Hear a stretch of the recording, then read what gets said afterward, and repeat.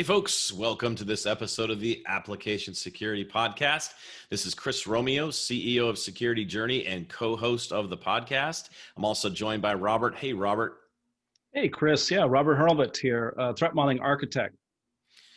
So we're going to talk today about a new report that has come out upon the world of application security. And today we're joined by JB from Sqreen, where he is the CTO. JB, we always jump right in for our listeners with the question about your security origin story, because what we found is our listeners, they want to know where everybody comes from. They want to hear this story. So if you could share with us, how did you get into the world of application security? Hello, folks. Good question. So I've been passionate about IT security since I'm like a teenager. And every time I had a chance to build a project or something at school, it was always related to IT security. I did a lot of mathematical studies, so I did a lot of things on RSA, factorization, prime numbers, etc.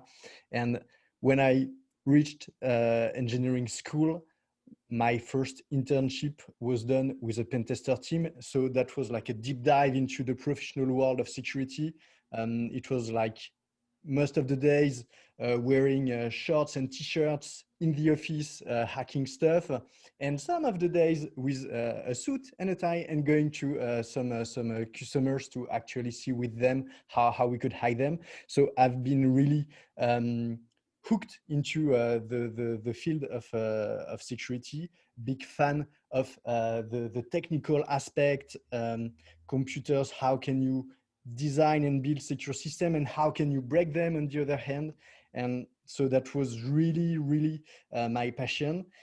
I started my first job as a pen tester in a consulting firm, smallish, 40%, but very great technical level. Here I built a lot of offensive tools, and after a while I've been hired at Apple, where I met Pierre, my co-founder at Sqreen. And so that's where the things that I was doing with passion become even stronger, surrounded by an amazing team of really deep people. And so we turned much more into reverse engineering and attacking systems that were pretty elaborate. And so I spent 5 years helping developers build and design better systems. And so that was really our time at Apple. Once this was done, because we decided to automate and to put much more intelligence into what we were doing from a technical standpoint. And so we decided to start a company together to build application security in a much simpler way. And so we started Sqreen. So now I'm curious, it sounds like you came from a lot of kind of the offensive side, and now Sqreen is focused more on the defensive side. What was your kind of motivation to make that change from offense to defense? Yeah, so it was very progressive. I think many people are attracted by the field of security because of the offensive side of it. It's so fun and sometimes so easy to break defenses, to break into things and to steal data, or to prove that you managed to take over something. And so as a teenager, I love to play, I love games. And so that was really appealing to me. And as you grow up, you look for different challenges. And one of the challenges that I really discovered while I was at Apple is that, yes, I was still doing offensive security, breaking systems, but we were also working hand in hand with developers and helping them, advising them to build much better software. And that's how I discovered that building secure systems was actually extremely hard, and much harder than I ever thought.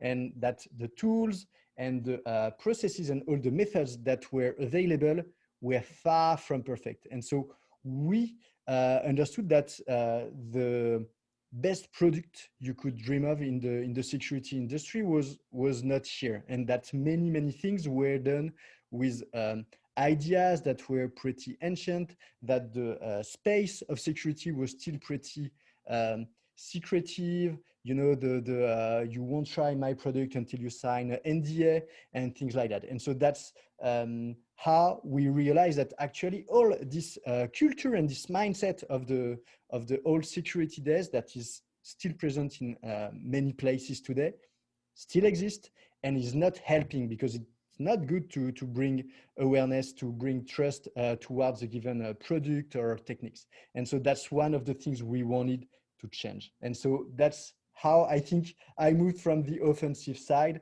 into the defensive side. But I would also argue that if you want to build a security product, you have to know, at least for the technical aspect of it, how attackers work and how the offensive people think. Otherwise, it will be pretty hard to build something strong. Yeah, I think you've got a good combination there. And it's funny you mentioned building a security product. In my past career working in big companies, some of the most difficult product teams to influence for security were those that were building security products, because they had this mindset or this idea to say, well, we're building a security product. And we kept saying, well, that doesn't actually mean you're secure. That just means you're building a security product. Like, you still have to follow the same things, the same best practices of secure coding and threat modeling and running, static analysis tools and dynamic tools and, all the things that go into building a solid security architecture. Just because it's a security product doesn't give you a pass to say, well, we're building a firewall. Well, great. It's going to be an insecure firewall if you don't do the right things. Absolutely. And I think that's a bias of many security products. But Pierre and I, as co-founders, we are both security nerds. And so if you do things just with your guts, when you start the company, you will hire people that you know, that you trust, people in your networks who are security experts, right? But the security experts are not the best engineers, architects, software principal engineers, people that are able to forecast technology trends, etc. The security crowd is not used to build products that will scale, that will be secure, that will be safe, and that have all those different things into account. And so one of the first things we did at the beginning was say, okay, let's not look for that. And so we hired our first engineer that was not at all a security expert, was excellent engineer. So the security bits was very, very close from him, and he learned very, very quickly. But I'm proud to say that, yes, we managed to start the company with non-security experts, besides the two founders, okay? And I think this is really, really important in the DNA of the company, because it helps you build a company that is not super secretive, that doesn't has like the former dark security culture. Yeah, and that's the same principle that we've applied in building Security Journey is we're a security first company, which I think I would say the same thing about Sqreen, from what I know about Sqreen and how you operate. And so it's great. And you may have the same experience, but from time to time, we'll have a new customer who will send us a set of questions, security assessment questions to fill out. And they always love it when they get back our answers, because there's usually no follow-up questions, because we've built from a security architecture perspective, like, we're thinking security first. I understand why they ask a lot of these questions, but it's the perspective of saying, well, we've actually built to best take care of these things right from the beginning. We built it from the ground up. And so that always blows people's minds. But I know we're not here to talk about building a security product, but we'll have to have that as a follow-up conversation for the future, because I'd love to just pull that thread for a full hour of talking about, building a security product and what goes into it, but we'll add that to the backlog. So Robert, I know you were going to take us into kind of a discussion about the report that Sqreen has put together. Yeah. So JP, that's what we're here for, is a report that your company put together. Can you tell us what that report is, just so we have that context? Yes, absolutely. So this report is the state of all the vulnerability exploitations that were detected amongst our customers in the past year. So maybe I need to give a bit more context about what is this data and where it's coming from. So our product is basically a RASP, right? So we install in our customers' servers, and within there, we monitor their runtime. And so we are able to check each time a dangerous call is performed if this call is actually a vulnerability exploitation or not, right? So we have very little false positives because we use what we call semantic-based analysis, which means, for instance, to detect a SQL injection, we would parse the SQL payload and check if the user parameters provided by the frameworks are present in that SQL query. If they are only a string or an integer, it's okay. We know we don't have an attack. But if the user parameters are actual SQL statements, then by definition, we have a SQL injection. And so then in that case, the RASP engine will just report an attack. And so we know that we found the vulnerabilities at this point. So we have similar analysis for several class of vulnerabilities. And so we took the data that is in our database and we computed aggregated figures for all those kind of vulnerability exploitations.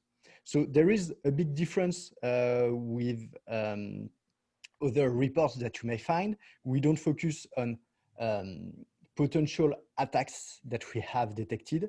We focus on actual vulnerability exploitations that we have spotted. Okay.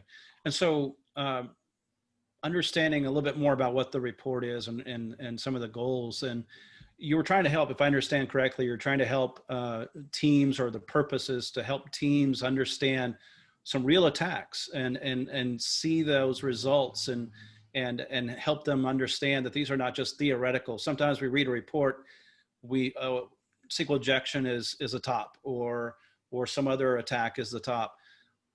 You know, what does that really mean? But you're actually trying to put some reality behind it. Here's what we're seeing, and here are the most common things that we're seeing resulting, or as a result of some data that we've collected. Absolutely. And so the initial reason why we dug into that data was to build a data extract for the OWASP, to help the OWASP build the OWASP Top 10 2020 that may actually be delayed in 2021.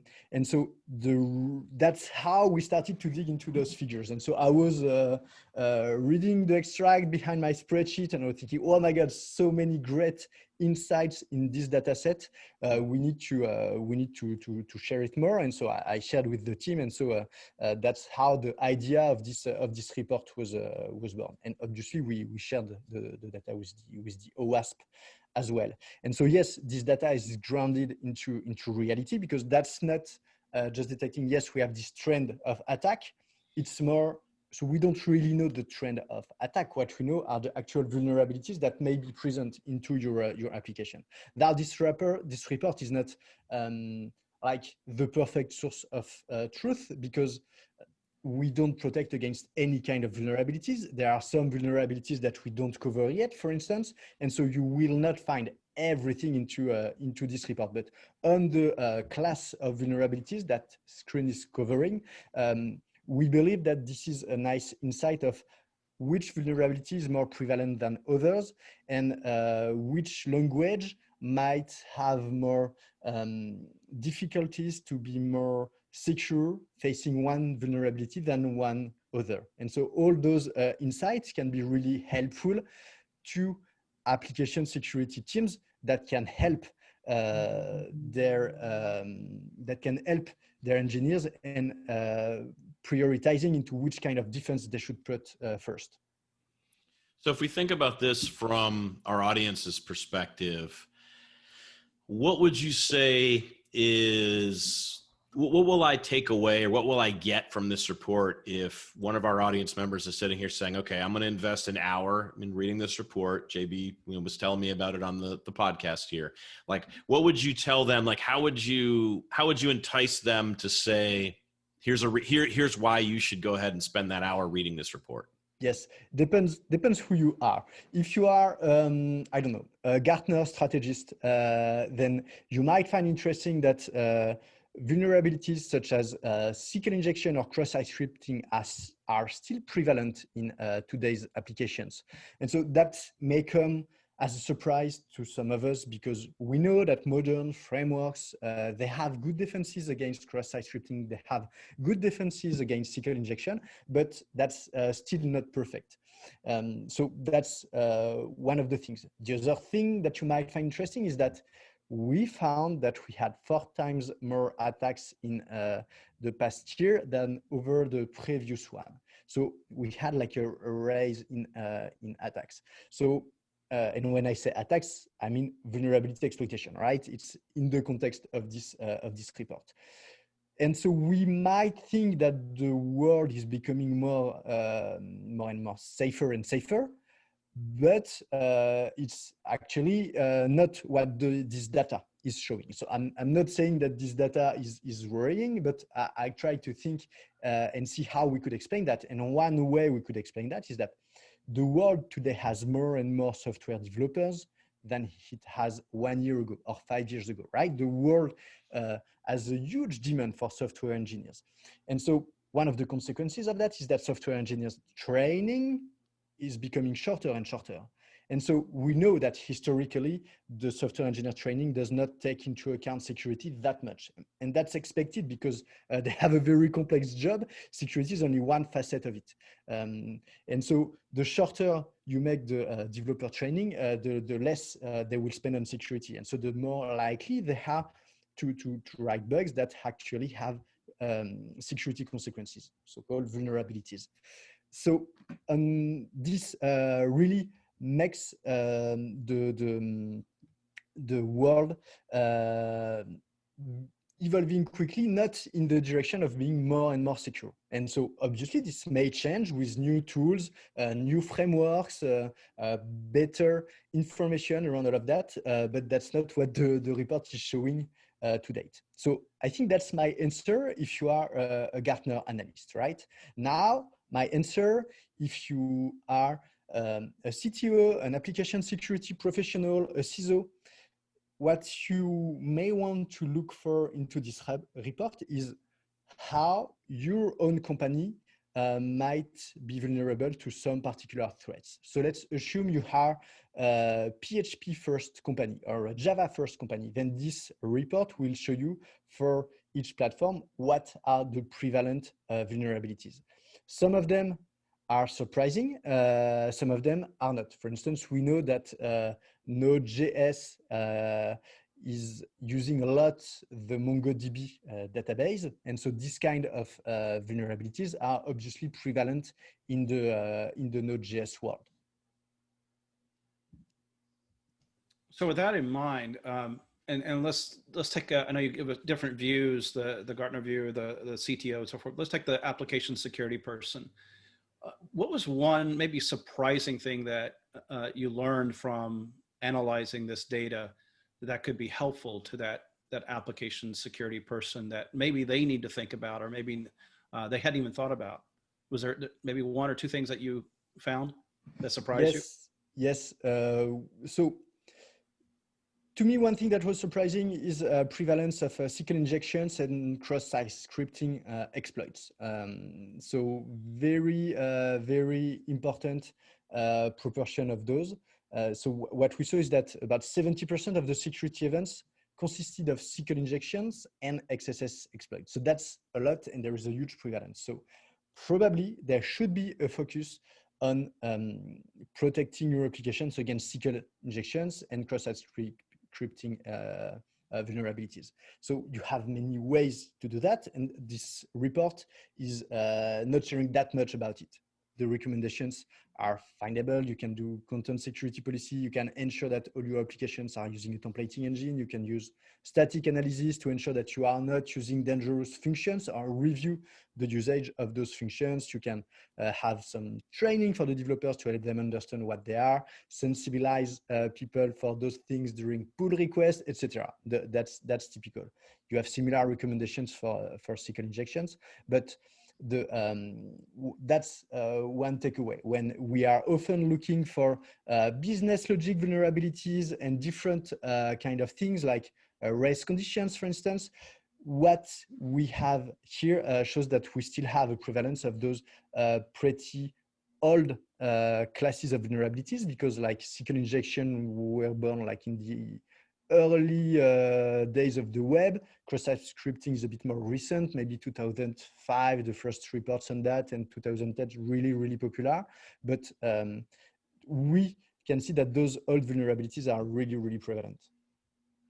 So we did talk about, we've already kind of mentioned a few of the key takeaways, just have come up in conversation from the actual report. And I don't want to give away all the answers too. I want people to actually go read the report and understand, you know, some of the other things that are in there. So I want to ask, I'm going to skip over kind of the key takeaways that we may have already discussed. And I want to focus in on a question about all of the data in the report. Are there any trends that point towards one language or one framework being better from a security perspective? And, you know, the caveat being you're about to enter the world of, you know, people that are super passionate about, like, wait, JB was saying my language or framework was, you know, I can't believe he said that. So, but I'm okay. I'm okay if we offend some people by saying that their language or framework might not be as secure as some of the other ones. But is there anything you took away from that, looking at the different languages and frameworks, to say one of these is better from a security perspective? Yes, there is. So first of all, I'd like to do a small disclaimer. Again, this data is not, it's a state amongst our customer base. So it's not the entire world. And we also have like no report to date for Go, because our Go agent was released pretty recently. And we don't have .NET, for instance, because .NET is a work in progress. So like we don't cover everything.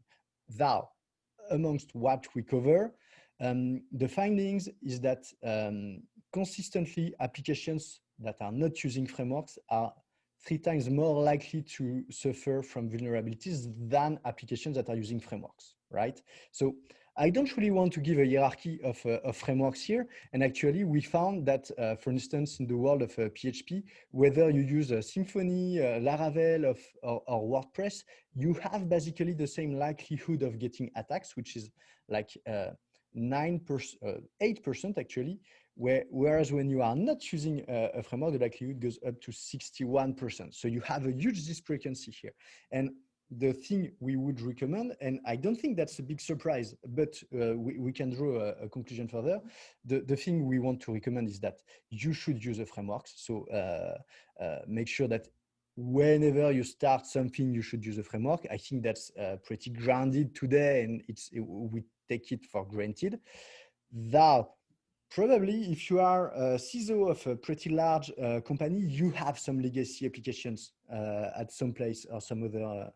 So if some of those applications are not using frameworks, probably you should put them on top of your list, and you should have monitoring or protections on top of that. Maybe you should do threat analysis, threat modeling on that, because if they are using some sensitive data, they are likely to have a lot of vulnerabilities, and so they could be a good entry point for attackers. So you should highlight them in your attack surface mapping and make sure that you go and you protect them as much as possible. So that's a great point about use of frameworks and making sure you use a framework. But here's another question I was just thinking about frameworks is, even when you use a framework, there are sometimes good ways to use them and not so great ways to use them. In other words, there might be several ways to do the same thing, and it just depends on making sure you pick the right approaches and so on. Did you analyze that far in terms of, or that detailed in terms of maybe correct usages of the framework versus not so good uses of the framework? Yes. So at Apple, the philosophy towards API design is make so the API should make simple things simple Mm-hmm. and makes complex things possible, right? So that's like the mantra of API design, and I think that's an amazing good practice, and that's one of the practices that should be implemented in any API, whether you are doing a web framework, a cryptographic API, or whatever. And so all of the web frameworks, or most of the web frameworks, they have a great API for doing SQL query, for doing HTML rendering, JSON rendering, that are pretty safe if you use them correctly. And that's where the trick is, right? If you use them correctly. Some of those APIs are super easy to misuse. In Rails, the difference between escaping HTML and not is an equal sign, for instance. In Rails, you don't have escaping when you do order by. So all of these are small caveats that are still weaknesses from the original API that were put in the templating engine or in the ORM. And so each language, each framework has more or less of those caveats. And so you can think of a framework such as Express in Node, for instance, where the framework is really minimalist. And so it's up to the developer to use their own ORM, to use their own validation library, their own routing library. And so all of that makes it pretty hard for a developer that does not has a great consciousness of security to pick the right tool or the tool that is more suitable than others from a security standpoint. And so when I'm looking at at some of the findings that were language specific, one of them is just really jumping out at me on the page. And so and I'll just kind of run through them real quick. So like the PHP applications, three times more likely. Okay, I get that. Primary 70% or SQL injection cross-site scripting, that makes total sense. The 70% of Ruby apps were susceptible to SQL injection attacks. That one seems like an enormous number to me. And as somebody who spends a good amount of time in Ruby on Rails, where there's an ORM and there's a framework set up to help defend against SQL injection attacks, that's the one statistic that's kind of blowing my mind a little bit. So can you provide a little more context on that one? Yeah, this one is surprising. I agree. And so one of the confirmation, may I say, on that is that if you take the HackerOne report from 2020, they also ranked SQL injection very high in the vulnerabilities that their hunters are found. So SQL injections are still prevalent in today's world. Yeah. But yes, I would not have expected that much of a prevalence. Now, for Ruby on Rails applications, that's something that I know especially well, because when we started the company, the first agent that I written originally was the Ruby one. And so all of our first customers for the first 6 months, maybe even a year, were Ruby customers. And so I spent a lot of time proofreading the vulnerabilities that Sqreen were reporting in Ruby on Rails applications. And so very often I spent actual time with our customers, tell them, okay, you have this vulnerability. The customer was saying, no, it's not possible. I'm using this ORM, look at my coding practices. And so in the end, we were looking together and we were still finding that, yes, this endpoint and this parameter is not sanitized. And so you have several reasons for that. One of them is that, for instance, you always need to do something that is a bit strange, right? In Ruby on Rails, if you generate your database with the Ruby generator and the migrations, etc., it's pretty compelling to use because it really fits the object model of Rails. If you don't, and if you are using a database that was created by other means, then you need at some point to do more cumbersome things to link that existing data schema into your Rails data model. And so that's where you can try to start doing some custom SQL queries. And as soon as you start doing that, things that cannot be easily done in the ORM, then you start putting yourself at risk. Another thing that we found, analyzing the stack traces of the vulnerabilities, because like one of the good point of having those findings inside an application is that for each vulnerability that we catch, we have the stack trace. So for Ruby on Rails, we analyzed all of the stack traces. And what we found is that you also have a prevalence of admin interfaces that are allowing people to do actual arbitrary SQL injections, right? So you have something raw and you authorize, I don't know, an analyst or a developer to do a raw query on the database. So that's pretty dangerous because that's a bit like if you were root on the database from a data consistency standpoint, and people can extract whatever they want. And so those kind of things running in production are really, really dangerous. And that's something we obviously would not encourage. Mm-hmm. Yeah, that's helpful context I'm understanding better about how you got to that number and kind of what were some of the drivers for that. So, JB, you've definitely given us a lot to think about in reference to the report. Hopefully enough for our audience to say we need to go download this report and actually give it a closer read because there's a lot of things that we threw at them. When you think about a call to action or a key takeaway for our listeners, what do you want our listeners to actually do with this this conversation we just had? Yes, so I think one of the hard things in security is prioritization because we all have limited resources. All AppSec teams that I know are outnumbered compared to the number of engineers, of software developers that are in the company.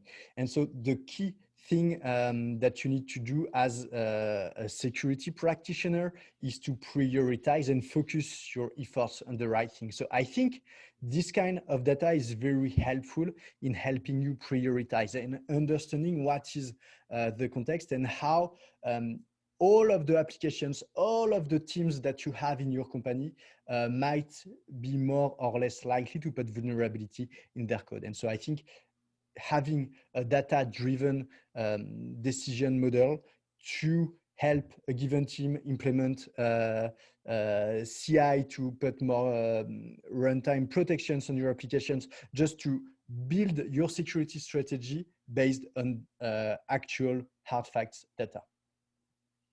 Great. So, JB, thanks for taking the time to share this report with us and explain many of the different pieces of the report. And I'm definitely adding to our episode backlog a conversation with JB about building a security product. I'd love to join you on that, Chris and Robert, for sure. Yeah, I think there's definitely some good insights to be drawn there and some fun things to explore. So yes. Thank you very much, JB. Thank you very much, Chris and Robert.